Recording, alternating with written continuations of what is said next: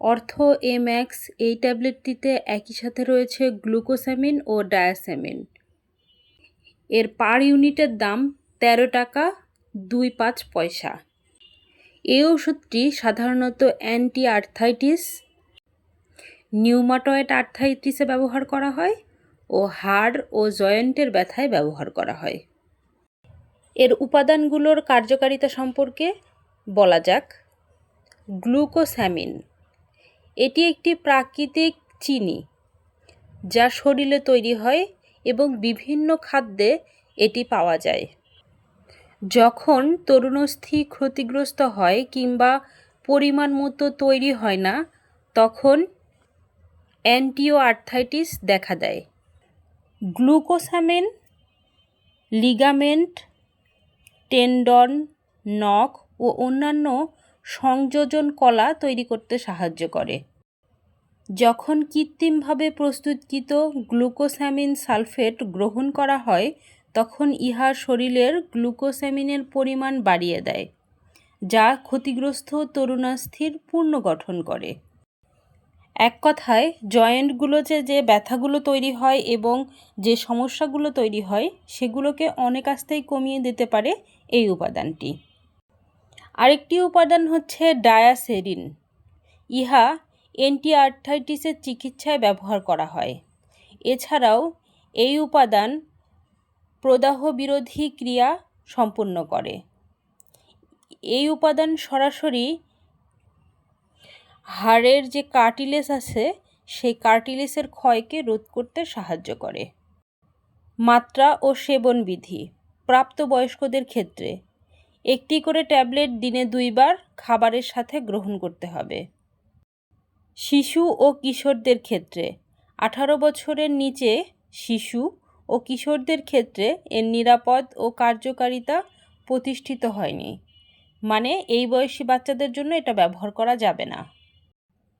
ওষুধটি কখনোই ডাক্তারের পরামর্শ ছাড়া সেবন করবেন না। ঔষধটি সেবন করার পূর্বে অবশ্যই ডাক্তারের পরামর্শ নিন এবং ডাক্তারের পরামর্শ অনুযায়ী সেবন করুন।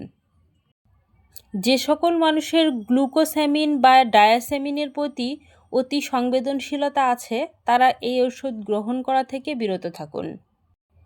গ্যাস্ট্রিকের ওষুধের সাথে সেবনের ফলে ডায়াসেমিনের শোষণ হ্রাস পাবে। অ্যান্টিবায়োটিক ওষুধের সাথে এই ওষুধ সেবন করলে ডায়রিয়ার ঝুঁকি বৃদ্ধি পাবে। পার্শ্ব প্রতিক্রিয়া। কোনো গুরুতর প্রভাবের বিবরণ পাওয়া যায়নি, তবে বমি বমি ভাব, বমি, ডায়রিয়া, মাথা ব্যথা, চামড়ায় লাল লাল দাগ এবং মূত্রের রং হলুদ হতে পারে, এরকম পার্শ্ব প্রতিক্রিয়াগুলোই জানা গেছে।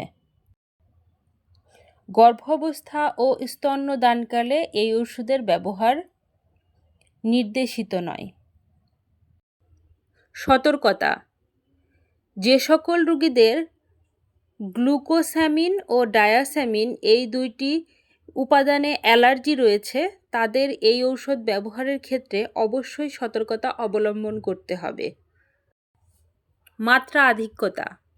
এই ঔষধের ক্ষেত্রে অতিমাত্রা সম্পর্কিত কোনো তথ্য এখনও প্রকাশিত হয়নি। এই ঔষধটি কখনোই ডাক্তারের পরামর্শ ছাড়া সেবন করবেন না। ঔষধটি সেবন করার পূর্বে অবশ্যই ডাক্তারের পরামর্শ নিন এবং ডাক্তারের প্রেসক্রিপশন অনুযায়ী ঔষধটি সেবন করুন। সকল ধরনের ঔষধ বাচ্চাদের নাগালের বাইরে রাখুন।